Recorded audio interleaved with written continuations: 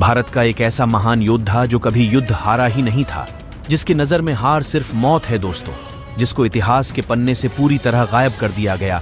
इसका सबसे मुख्य कारण है उसकी वीरता और बहादुर। यही कारण है कि उसे इतिहास के पन्नों से पूरी तरह गायब कर दिया गया। जी हां, हम बात कर रहे हैं नंदगांव के महान राजा अजय प्रताप सिंह की। और वह जब युद्ध हारे तभी उनका दुश्मन अपनी तलवार से नहीं मार पाए। जब उन्हें लगा कि अब मैं नहीं बच सकता, मेरे सैनिक मारे जा चुके हैं, तब उन्होंने खुद को मार लिया। इसके बाद भी दुश्मन उनके पास जाने से डरते थे। ऐसे थे महाराजा अजय प्रताप सिंह। कहा जाता है कि अजय प्रताप सिंह अकेले ही 100 से ज्यादा दुश्मनों पर भारी थे। जब मोहम्मद गौरी अपने लाखों सैनिक लेकर पहुंचा, तब महाराज अजय प्रताप सिंह के पास लगभग 500 के करीब सैनिक बताए जाते हैं। एक तरफ 500 सैनिक और दूसरी तरफ लाखों में सैनिक। जब इन्होंने अजय प्रताप सिंह को चारों तरफ से घेर लिया, तब कहा जाता है कि अजय प्रताप सिंह ने अकेले ही हजारों सैनिकों को मारा था और मूली भाजी की तरह वह कटते जा रहे थे। अजय प्रताप सिंह के सैनिक भी बहुत ताकतवर थे।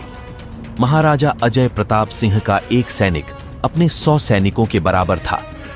महाराजा अजय प्रताप सिंह की ओर नजर उठाकर देखना किसी भी राजा के बस की बात नहीं थी, लेकिन मोहम्मद गौरी ने अचानक और एकदम से उन पर आक्रमण किया था। और इसका सबसे मुख्य कारण था महाराजा अजय प्रताप सिंह का एक सैनिक, जिसने मोहम्मद गौरी को पत्र में यह लिखकर संदेश भेजा था कि महाराज अजय प्रताप सिंह कैमूर का काला पर्वत वर्ष में एक बार जाते हैं, और वह यही माह है जब वह अपने महल से पर्वत मात्र कुछ ही सैनिकों के साथ जाते हैं, क्योंकि उनसे आमने सामने के युद्ध में जीतना नामुमकिन है। वह एक बहुत ताकतवर राजा है। तभी मोहम्मद गौरी पूरा तरकीब रचता है और अपनी विशाल सेना के साथ काला पहाड़ की ओर चल देता है। मोहम्मद गौरी काला पहाड़ महाराज से पहले ही पहुंच जाता है और कार्य पर्वत में अपने सैनिकों को छिपा देता है और उनके आने की प्रतीक्षा करता है। जब कुछ दिन के बाद महाराज अपने सैनिक के साथ वहां पहुंचते हैं, तब मोहम्मद गौरी की सैनिक, जो कि डर से ही उन पर नजर रखे हुए थे, वह संदेश मोहम्मद गौरी के पास पहुंचा देते हैं कि महाराज अजय प्रताप सिंह काले पर्वत की ओर आ रहे हैं, और साथ ही यह बता देते हैं कि उनके पास मात्र मुट्ठी भर सैनिक है, लेकिन मोहम्मद गौरी है भरी बातें जानता था कि उनके मुट्ठी भर सैनिक हमारे लिए मुसीबत भी बन सकते हैं, क्योंकि वह लोग बहुत ज्यादा ताकतवर होने के साथ साथ वीर भी थे। तब मोहम्मद गौरी अपने सारे सैनिकों को सतर्क होने के लिए कहता है कि वह जैसे ही हमारे करीब आए, उनको चारों तरफ से घेर लेना है और उन पर अचानक से आक्रमण कर देना है, ताकि वह यहां से न निकल सके। और मोहम्मद गौरी अपने सैनिकों के साथ मिलकर जैसे ही महाराज अजय प्रताप सिंह और उनके सैनिक काले पर्वत से जंगल में जाते हैं, मोहम्मद गौरी के सारे सैनिक उन पर टूट पड़ते हैं और वह अपनी तलवारों से बाहर करने लगते हैं। अचानक से हुई है।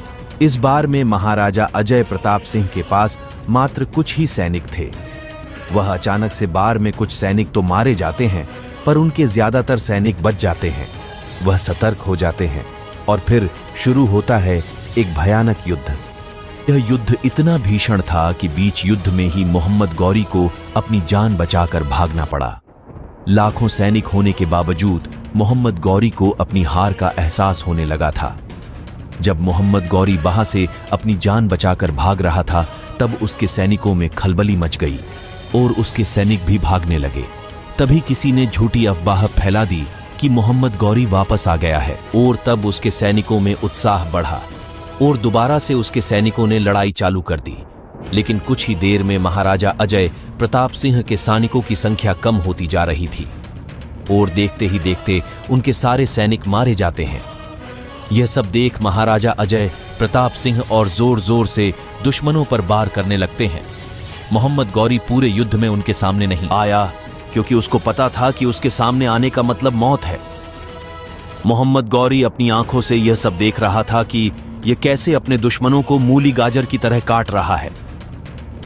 आखिरकार महाराजा अजय प्रताप सिंह अकेले हजारों मुल्लों को मार देते हैं। इनके सैनिक समाप्त होने के कारण वह पूरी तरह से अकेले पड़ जाते हैं। अब पूरी मुगल सेना उनको घेर लेती है। इसके बावजूद भी किसी की बिल्कुल हिम्मत नहीं हो रही थी उनके पास जाने की। अंत में मोहम्मद गौरी के सैनिकों ने दूर से ही बाणों से बरसात कर दी और महाराज अजय प्रताप सिंह मौत से पहले इतिहास रचकर चले गए। अकेले ही हजारों मुगलों को मारकर धन्य हैं। ऐसे महान पुरुष दोस्तों, ऐसे ही अनसुनी कहानी के लिए हमारे YouTube चैनल अमर गाथा को अभी तक सब्सक्राइब नहीं किया तो जल्दी से सब्सक्राइब कर लीजिए। मिलते हैं एक ऐसे ही अनसुनी कहानी के साथ जो इतिहास के पन्नों से पूरी तरह गायब कर दी गई है।